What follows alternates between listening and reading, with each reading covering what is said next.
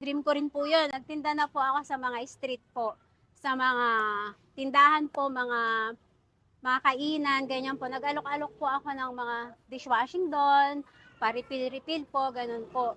So, sa madaling salita po, natyaga ko po siya na kahit wala po akong permanent, sorry, nagiging na. Kahit wala po akong permanenteng pwesto, dahil po talagang gustong-gusto ko pong maipagpatuloy yung goal ko po na magkaroon po ng sariling negosyo. Tinaga ko po yan kahit po naglalakad lang po ako. Siyempre po, dream naman ng kahit sino na magkaroon po ng legit na talagang magandang tindahan po na maayos. Dream ko rin po yun. Actually, nag-aabang po ako dito ng tindahan na pwede pong paupahan. Yung pong hindi na siya hahakot-hakutin. Kasi eto po, nandito po yung mga tinda ko noon.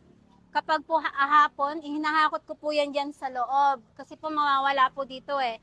Kapag po hindi ko po siya pinasok sa loob. Siyempre po, napakabigat din po, di ba po? Parang every morning, ilalabas mo dito.